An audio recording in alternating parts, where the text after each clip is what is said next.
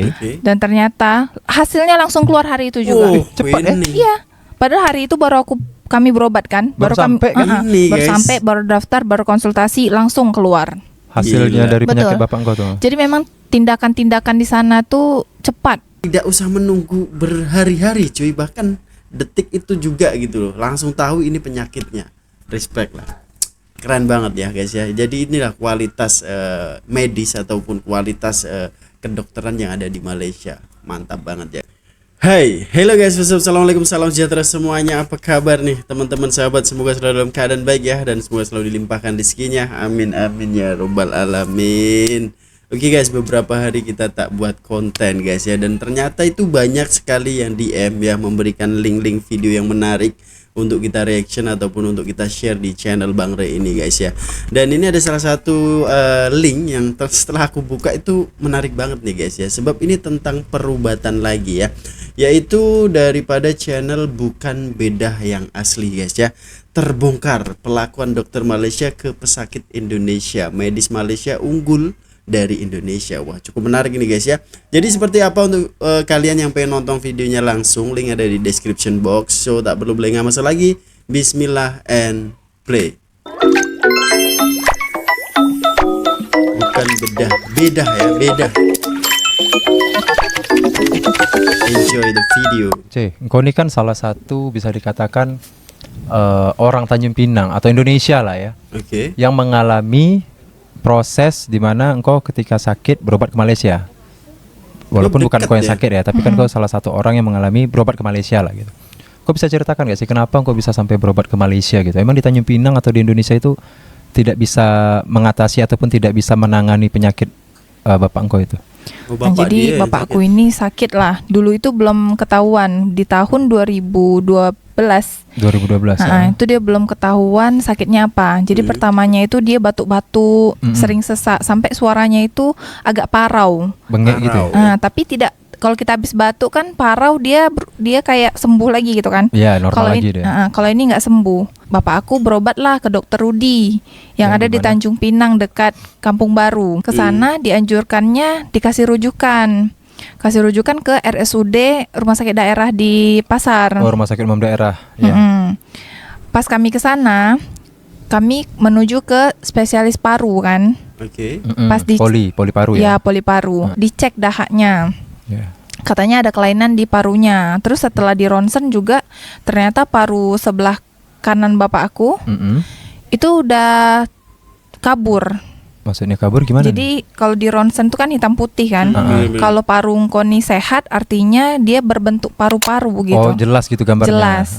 Tapi kalau yang ada kelainan dia kadang berkabut atau kadang ada bintik-bintik gitu. Nah, kalau bapak aku dia nih kabur. Jadi dokternya bilang ini harus dicek, tapi karena rumah sakit umum daerah ini alatnya tidak memadai, keterbatasan alat ya. Betul. Jadi mereka pengen suruh bapak aku ini berobat ke RSCM Jakarta. Rumah sakit Cipto Mangunkusumo. Ya, ke Jakarta. Bapak aku ke Dokter Rudi lagi konsultasi.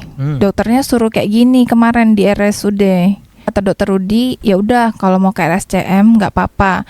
Cuman kalau misalnya pakai jam sostek, waktu itu masih jam sostek ya. Belum BPJS kesehatan ya. Di 2012 masih jam sostek. Jadi kalau pakai jam sostek kesehatan itu antrinya lama. Dari mulai kita rujukan Pinang ke Jakarta itu antrinya panjang banget. Iya sih, dulu tahun-tahun itu memang lagi krisis-krisisnya tentang pelayanan waktu itu. Betul. Terus kata Dokter Rudi, kalaupun misalnya kita udah jebol nih pengajuannya, pas sampai sana kita juga ngantri lagi.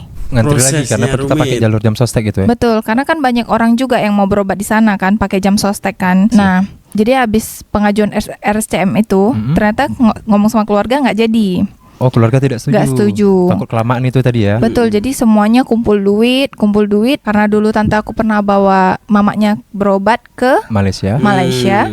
Jadi dia bilang ya udah ke Malaysia aja. Oh, saran dari tante tuh ya, bawa ke Malaysia aja. Jadi mamanya itu berobatnya ke Malaysia, Johor. Ke Johor, KPJ namanya. Nah, malam itu tuh aku belum pernah ke sana kan. Jadi aku ditemenin lah sama tante aku. Jadi kami bertiga perginya. Itu kami kumpul-kumpul duit tuh dari keluarga-keluarga. Kejap guys ya. Ini kalau pergi ke RSCM Jakarta itu memang jauh cuy ya. Jadi lebih baik mendingan itu pergi ke Malaysia. Apalagi kalau di Johor kan, kalau dari Tanjung Pinang ke Johor ini deket banget gitu loh guys ya. Jadi ongkos pun murah, tapi di sana membayar ya. Tapi kalau di Indonesia tadi kan menggunakan jam sostek yang sekarang ini menjadi BPJS. Jadi boleh dikatakan gratis ya, sebab itu BPJS jam sostek pekerja mungkin ya. Tapi ya itu tadi guys, lebih jauh dan antrinya cukup panjang cuy. Jadi memilih. Jadi untuk teman-teman yang mungkin untuk biaya ada uang ya, lebih baik segera ke sana gitu ya. Aduh, boleh jadi inspirasi lah guys ya ini ya. Lanjut ya. Pas kami sampai di Johor, ternyata besar Mirul. Aku ada experience. Jadi waktu aku Eksperimen, masuk ya. ke spesialisnya, itu kan pertama kan pasti kalau kita ke rumah sakit itu kita daftar dulu. Iya, daftar ke Oke. resepsionis dulu. Abis kita daftar, abis itu kita baru dicek nih, ini apa yang salah gitu. Pas dicek ternyata paru-paru kan. Jadi kita dirujuklah ke dokter spesialis paru-paru. Kami Langsung ke sana kami ditangani. tunggu kan. Susternya ini orang India. Oh. Nama dokternya itu Datuk apa gitu aku lupa ya. Pokoknya dia spesialis Paru situ. paru-paru di Dia KPJ. dokternya orang Malaysia itu. Orang Malaysia. Oke. Jadi waktu aku ke sana, kami kan nunggu nih dokternya. Pas kami nunggu, mendadak dia datang. Badannya besar Merol, Besar, rambutnya guys. keriting. Dan nggak badannya besar kok enggak badannya bocah gitu. Enggak. Tapi aku agak takut waktu aku lihat kan dia soalnya dia besar kali badannya. Oh. Habis itu pakai jas dokter gitu kan. Oh, pakai Pas dia masuk, kau tahu tak? Pintu konsultasi ke dokternya ini kan diganjel sama ganjelan gitu kan. Jadi terbuka pintunya. Iya. Mak, ganjelannya itu ditendang sama dia Merol. Maksudnya tendang paksa. Iya, kuat jadi gitu? dia datang tuh kayak Ngamuk orang gitu? ngamuk. Sok gitu langsung ditendang dia gitu. Aku juga kaget waktu itu Jarang kan. lah ya. Bapak aku langsung ngeri, aduh dokternya ini ngeri betul Ah, gitu. iya, iya. Sekali masuklah kami kan. Masuk, habis itu bapak aku kayaknya dicek dahaknya sama darahnya. Oke. Oke. Dan ternyata hasilnya langsung keluar hari itu juga. Oh, cepat ya? ini. Iya. Padahal hari itu baru kami berobat kan. Baru sampai kan? Ini, baru guys. sampai, baru daftar, baru konsultasi langsung keluar. Hasilnya Gila. dari penyakit Betul. bapak engkau tuh. Jadi memang tindakan-tindakan di sana tuh cepat. Pas kita masuk kan ke ruangan konsultasi, dokternya bilang, ini memang bapak aku nih, Bapak Supardi, nama bapak aku Supardi. Bapak Supardi ini kena cancer, Oh, cancer. cancer paru-paru. Waktu kami dengar cancer tuh kami agak kayak nggak percaya, hampir nggak percaya Shock gitu. gitu ya? Iya, shock. Nggak shock sih, nggak Kaget. percaya, Iya, kaget itu, gitu. kaget. Soalnya kondisi bapak aku nih oke banget waktu itu. Terus udah Boleh gitu, dia bilang pula aktivitas bapak lagi aku lah ya. nih kansernya tuh stadiumnya udah 4. Waduh, udah mau stadium akhir ya? Iya, jadi aku kaget Satu kan waktu lagi. itu. Bahaya. Terus pas kami udah selesai kan, terus dikasih tahu, nah ini kalau misalnya mau berobat di Malaysia di KPJ ini bisa, Heeh. cuman rawat jalan karena kita bukan tinggal di sini kan. Oh iya. Nah, betul. rawat jalan tuh lebih murah, jadi kita tak payah stay lah ke situ. Wah, tapi kalau namanya cancer rawat jalan apa nggak bahaya tuh maksudnya? Pak aku juga kayak nggak ngerti gitu kan, kok bisa dia cancer gitu kan. Jadi kami Bahaya langsung ya banget. udahlah, kalau memang mau berobat ya udah berobat aja gitu. Iya. Akhirnya berobat, tapi sebelum berobat bapakku tuh harus dibiopsi. Di Biopsi itu kayak diambil sampel yang Di dalam dahak tuh. dalam dahaknya itu, dalam parunya itu, sampelnya itu harus diambil. Hari waktu bapakku di biopsi itu aku deg-degan waktu aku mau masuk temanin bapak aku. Bapak aku Oke. tuh dibawa pakai apa ya? Ranjang yang bisa Bisa gerak dorong, itu, ya. nah yang bisa didorong. Aku masuklah ke ruang tindakan. Barulah dokter yang barbar tadi tuh, Datuk tuh masuk. Pas dia masuk, aku udah seram nih. Itu kayak biopsinya tuh kan dari paru kan dia nggak bisa ditusuk gitu kan? Nggak bisa, Jadi dia harus disedot. masuk. Dari sini kok. Enggak, Ini apa mulut? dari mulut. Disedot berarti ya? Nah, pakai selang gitu. Terus aku tuh lihat waktu itu tuh kayak samar lah, karena pintunya tuh agak terbuka sedikit kan. Aku lihat dokter itu kayak mau nusuk apa ya, kayak diginikan dia gitu. Bapak aku udah keluar, bapak aku berdarah. Dia kayak setiap kali batuk tuh keluar darah. Oh. Karena efek penyedotan selang Iya, itu tadi ya. karena dia harus dicek kan apa itu sebenarnya cairan itu yang di Paru-paru. paru kanannya itu. Itu sampel Bapakku lah ternyata harus nginap di situ 2 hari. Oh, harus Dan main. harus ditemanin 1 orang aja. Jadi tante aku balik hari itu. Terus sorenya dokternya masuk lagi mau kasih bikin tindakan lagi. Dia mau keluarin cairan semua yang ada dalam paru kanannya. Rupanya paru kanannya nih kabur karena isinya cairan semua. Oh, gitu. Oke. Udah penuh berarti Iya, cairannya ya. dan ini akibat rokok. Rokok. Iya, sumber utamanya itu rokok. Kalaupun Bahaya memang banget, bapak aku cuy. tuh berhenti rokok, itu pun tidak bisa bikin bapak aku sembuh. Bikin tindakan dicocoknya pakai selang kecil gitulah, dicocok di dekat Sumsum sini. tulang belakang. Bukan, di dekat mana itu ya, dekat rusuk. Oh, rusuk. Sela-sela Iga sini. rusuk, ya, biar iya. masuk ke parunya. Terus Masuk ke paru, jadi dikeluarin cairannya. tunggu. Oh, oke. Dikeluarin, Oh, abis nggak itu dari mulut lagi itu nggak. ya. Jadi ditunggulah sampai beberapa jam gitu. Pas 2 jam aku masuk. Gilu. Pas 2 jam aku masuk, dokternya kasih lihat nih. Aku dulu ada fotonya tapi udah nggak ada pula. Cairannya itu di dalam kantong darah gitu lah, tapi Tahu, dia tahu. lebih besar lagi, kantongnya agak segini lah. Cairannya tuh segini Penuh. dan hitam kali. Nikotin berarti itu. Nggak tahu itu ya, pokoknya itu sumbernya dari rokok. Di situ aku tidur Banyak, sendiri cuy, kan, teman ternyata bapak ya. aku nggak dikasih kasur. Di situ ruangannya VIP apa? Maksudnya kayak cuman Bapak Cece sendiri di ruangan itu atau banyak? Ada pasien? dua, berdua. Oh, 2 katil. Dan Cece tidur sebelah Bapak Cece situ, Iya, numpang duduk gitu Gini gitu. aja. Iya, tidur gitu aja kan? Iya. Hmm. karena dia cuman kursi kayak gini lah kursinya. Iya kan, kita Cece kan dari Pinang juga nggak persiapan kan bosnya. Iya, nggak ada, nggak ngerti juga kan. Tindakan-tindakan itu tadi, itu tuh kalau nggak salah aku menghabiskan uang sampai 15.000 ringgit Malaysia. 15.000. Dari awal daftar sampai udah tersedot dari samping tadi tuh. Iya, Totalnya 15.000 ringgit Malaysia. iya. Itu maksudnya udah seluruh semuanya atau masih ada lagi nanti? Setelah itu kan ini kan tahap pembersihan kan. Ah, Jadi setelah ini pasti kemo untuk menghabiskan sel-sel kanker. Oke, mau lagi ya. Nah, kemonya nggak bisa sekarang sebab bapak aku nih kan udah banyak kehilangan HB dan darahnya juga turun kan. Jadi dia harus recovery dulu lah. Jadi akhirnya setelah 2 hari kami balik Balik ke Pinang. ke Pinang. Awal-awal aku waktu jagain bapak aku agak sedih karena bapak aku sakit kan. Pertama kali lagi Tapi semakin lama-lama aku tuh agak terasa capek gitu Capeknya ngurusin bapak aku. Capek.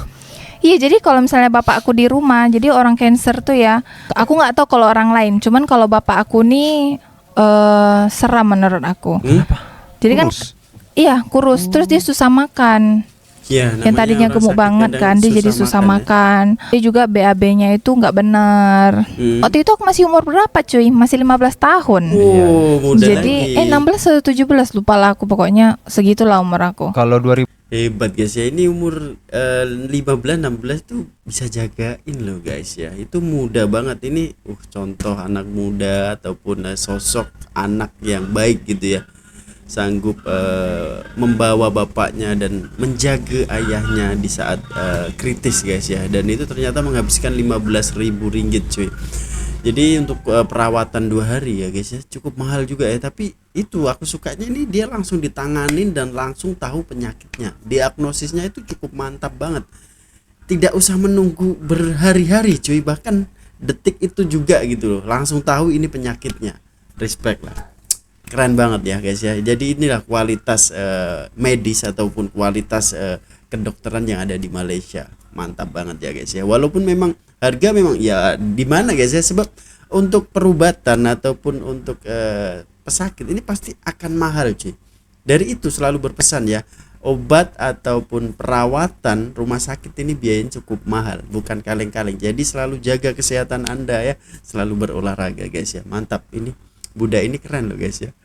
Aduh, 2012 CC 15 tahun kayak. Nah, 15 tahun kan. 15 tahun Nah, loh, terus guys. akhirnya yang ketiga kali kami pergi itu kemo kan, nggak sama tante aku. Jadi aku ke sana, aku langsung panggil taksi. Di sana ada berani namanya ya, Zah? Bluebird. Oh, Bluebird ya tahu. Nah, disitulah pertama kali aku tahu kalau ternyata taksi di Malaysia itu dia kayak ada Argo.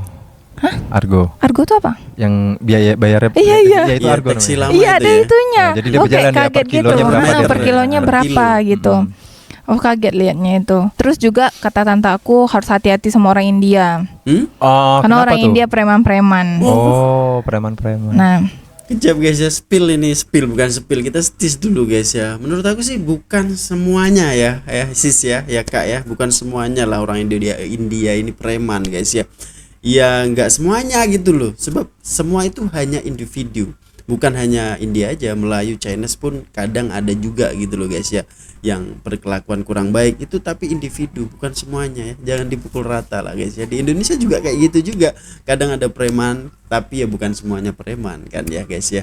Jadi mohon dimaklumi guys ya, mohon dimaafkan ya, mungkin ada salah ngomong atau gimana guys ya untuk Kak Beda ini. Lanjut lagi pas kemo. Aku pertama kali temenin bapak aku kemo, aku juga kaget. Kenapa? Karena di sana yang kanker bukan hanya paru-paru. Bukan cuy. Oh jadi. Bukan hanya orang tua. Cuy, sama aja. Maksudku anak-anak muda juga Ada yang masih berapa tahun ya? 10 tahun masih ada loh. Terus aku tuh kira kemoterapi itu tuh dulu kayak yang kita harus diterapi. Kayak biasa kan refleksi diterapi atau enggak gitu suruh kan. jalan Pijitin gitu ya. Ternyata tidak. Ternyata dia cuman kayak menyuntikkan serum. cairannya itu, cairan kemoterapinya itu. Terus ditunggu sampai biasanya itu 1,5 jam. Kemoterapi itu dia mematikan semua sel kanker. Semua sel. Makanya kita harus makan banyak kan supaya sel yang lain ini terus meregenerasi. Oh iya, kadang supaya kita sehat terus. Sebelum kemo biasa kan disuruh isi tenaga dulu lah, maksudnya entah makan apa segala macam. Setelah 2 kali kemo, bapak kan pulang nih sama aku. Balik lagi 2 minggu lagi balik sana lagi. Iya, kan aku pulang ke Tanjung Pinang sekarang nih. Pas aku pulang, pokoknya setiap kali bapak aku tidur, bapak aku tuh nggak tenang kalau nggak minum obat tidur. Nggak, kondisi tubuhnya tuh nggak sehat, kayak ada jarum nusuk-nusuk badannya gitu. Terus bapak aku suka hantu-hantukan tangannya ke dinding. Saking nahan sakitnya itu ya. Sakitnya gitu. Kata dokternya setelah kemo ini udah oke nih parunya, sel kankernya udah menurun. Terus aku bilang, tapi kok bapak saya semakin sakit dok, bukannya semakin sehat. Tapi ini udah oke sih, dokternya aja nggak bisa jelasin kenapa bapak aku semakin sakit gitu. Tapi bapak aku nih setiap malam kayak gitu, malah kayaknya tambah sakit gitu. Bapak aku susah makan, badannya semakin kurus. Dokternya cek ternyata HB bapak aku nggak cukup. Akhirnya hari itu nggak bisa kemo. Jadi akhirnya kita pulang. Seminggu kemudian dokternya email aku, dia suruh aku check up bapak aku di Pinang. Udah bisa belum? Kali aku kirim lah, bapak aku udah ke Prodia, aku kirim ke dokternya. Hasil tesnya itu tadi. Dokternya bilang belum bisa. Bisa karena HB-nya nggak cukup, nggak bisa. Kenapa HB-nya nggak naik-naik aja? Apa karena dia nggak makan. Karena dia susah makan, dia nggak sehat. Jadi dia tidurnya juga kurang kan jadinya. Iya, jadi dia nggak bisa naik HB-nya. Kita kan harus selalu sehat nih. Sedangkan sedangkan dia harus di kemo. Kemo itu apa tadi? Mematikan sel-selnya. Gimana mau dimatikan selnya? Orang selnya aja nggak cukup gitu kan. Paham. Bapak aku di situ marah, sedangkan aku nih udah capek banget nih ngurusin bapak aku kan. Sampailah mama aku datang ke rumah hari itu, marah-marah. Terus aku juga udah nangis-nangis lah, nggak ngerti lagi kayak mana cara kasih tahu bapak aku. Aku juga kelahi sama adek aku bilang kalau misalnya gue bisa, gue yang bawa papi. Terus aku bilang bukannya nggak bisa, bukannya nggak mau, tapi masalahnya dari dokternya yang belum mengizinkan bisa kan. Iya, aku balik ke Haji Ungar, rumah mama aku. Aku ceritalah, aku capek kali jagain papi. Terus mama aku cerita, katanya orang kalau mau nggak ada 40 hari sebelum dia meninggal itu pasti dia menyebalkan karena dia mau ninggalin kesan tidak baik supaya anaknya nih tidak terlalu sedih karena ditinggalin. Betul. Aku minta obat tidur sama dokternya supaya bapak aku tidurnya tenang. Terus biasanya dokternya tetap nggak mau kasih karena nggak boleh konsumsi terlalu berlebihan. Setiap malam kayak gitu. Jadi kami stres juga kan, bapak aku kayak gitu setiap malam. Dia kayak ngigau, dia bilang dia jumpa jumpa mamanya pakai bahasa Cina. Aku cuma dengar aja dia bilang dia pakai bahasa Cina kayak ini. Wo cicung puape katanya gitu. Dia bilang aku sekarang sakit katanya. Aku bingung harus gimana. Dia bilang kayak gitu. Besoknya tuh bapak aku jemput adik aku dari rumah mama aku. Oh, masih bisa pula bawa motor ya? Bisa, bapak aku masih kuat. Tapi bapak aku masih kerja loh hari itu loh. Waduh. Bapak aku masih kerja. Bapak aku tuh kerja di PT Sumber Sari Sekawan Batu 7 belakang Global. Ini cerita adik aku ya. Aku nggak ada. Katanya bapak aku tuh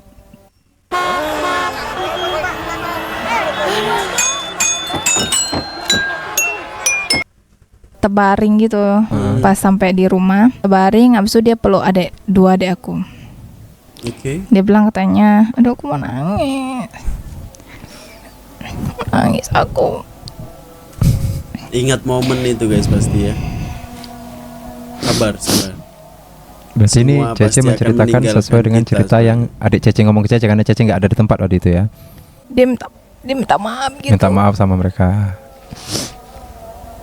Pas aku balik kan, lihat langsung guys. Bapak aku tuh memang 3 hari itu matanya kosong.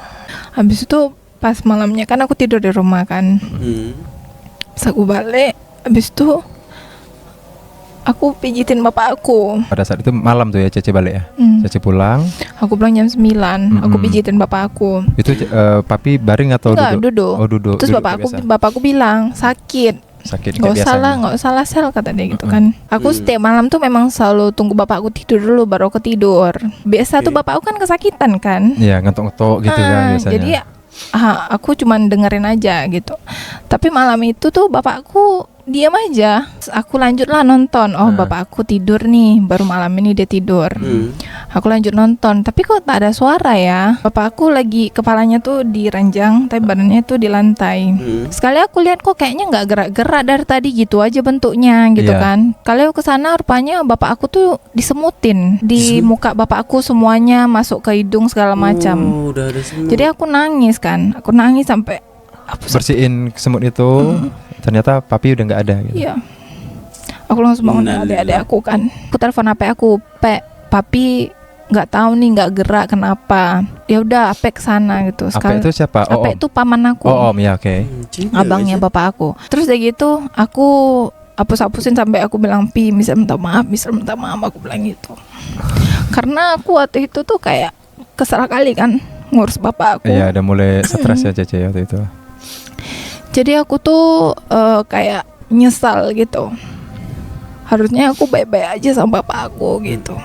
Jadi kalau aku sampai sekarang tuh penyesalan itu tuh selalu ada gitu. Aduh guys ya, sangat sedih sekali guys ya dengan cerita Cece ini guys ya, yang dimana itu ketika kehilangan bapak, dan sebelum itu bapaknya sempat menyebalkan banget ya. Dia menjaga bapaknya aja sampai stres gitu dengan perangai bapaknya. Mungkin kan ya itu tadi, sebelum 40 hari orang meninggal, orang wafat ini akan berperangai yang kurang baik ya. Kebanyakan aneh lah.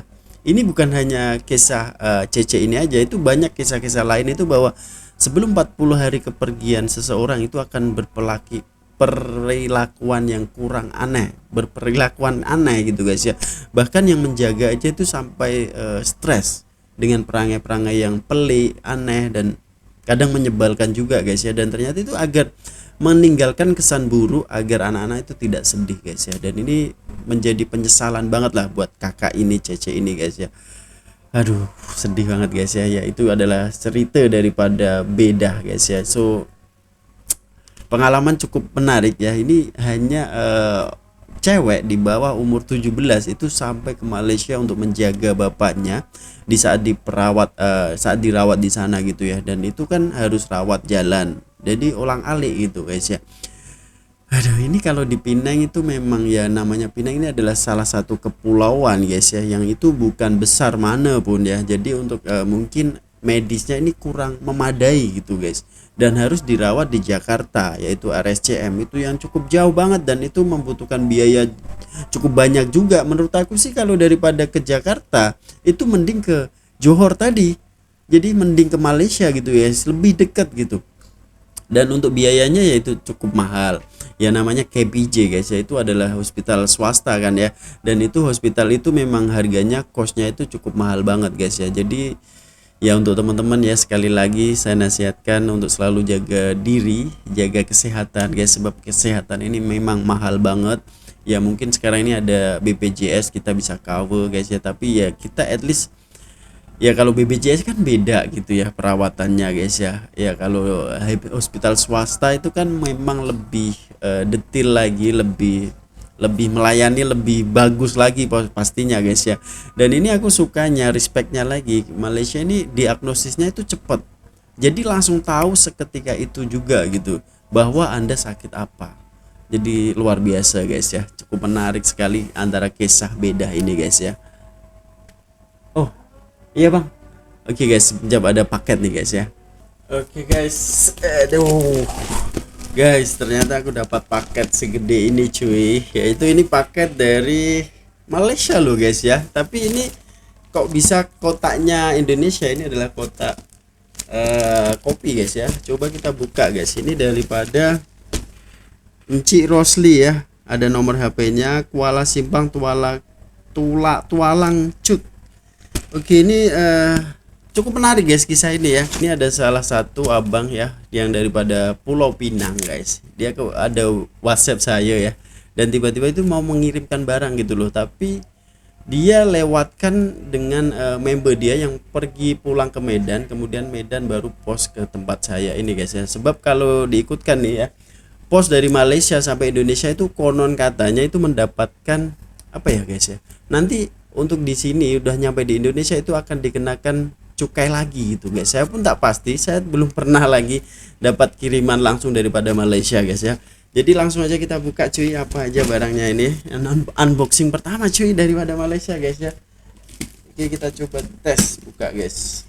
Ini cukup berat banget ya cuy. Jadi ya itu tadi guys, kisahnya itu cukup semangat banget gitu loh. Abang ini guys ya, Abang Rosli namanya guys ya, daripada Pulau Pinang. Dia pengen mengirimkan suatu barang ini guys. Padahal ya itu tadi, jangan sampai menyusahkan, tapi ini susah loh guys ya, sebab dia titipkan dulu sampai ke Medan dulu cuy, baru dia poskan dari Medan ke Jawa ini guys ya, tepatnya di Semarang cuy. Jadi ini apa isinya, mari kita buka guys ya. Menarik ini cuy, dapat paketan guys. Ternyata ini perkopian cuy. Perkopian ya, ada Hang Tuah Teh Tarik cuy. Wah, mantap. Kejap ya. Ada lagi Eli Cafe warung. Ini belum pernah rasa aku ya. Ini ya Eli Cafe ini warung, dan Teh Tarik tadi juga belum pernah rasa guys. Ini Eli Cafe Tongkat Ali. Wow, mantap, Tongkat Ali guys. Ada Old Town White Coffee ya. Mantap. Terima kasih banyak nih Bang. Ada Milo juga nih, 3 in 1 guys. Milo. Dan juga lagi ini Milo juga original dari tin ke stick pack. Wede, mantap guys. Kita dapat banyak ya. Terima kasih banyak ini Cik Rosli ya. Wah, ini aku belum coba ini guys. Ini belum coba nih Cik. Waduh, ada 1 2 3 4 5 6 guys, ada 6 pak ya. Jadi terima kasih banyak untuk Cik Rosli ya. Semoga dipermudahkan dan diberikan rezeki yang melimpah agar mendapat balasan yang lebih banyak lagi. Sebab Anda sudah berbagi gitu loh. Ini berbaginya jauh banget guys, sampai di Indonesia. Jadi itulah, tak kira lah kita dimanapun ya, kalau niat kita ikhlas ingin berbagi, berbagi aja cuy ya. Sebab ya di setiap rizki kita itu ada rizki orang lain. Jadi respect and salut buat Cik Rosli. Dan ya mungkin sekian dulu guys ya untuk video kali ini. Jadi itulah ya, tadi cukup menginspirasi dan sedih pula mendengarkan cerita daripada beda yang asli, bukan beda yang asli guys ya.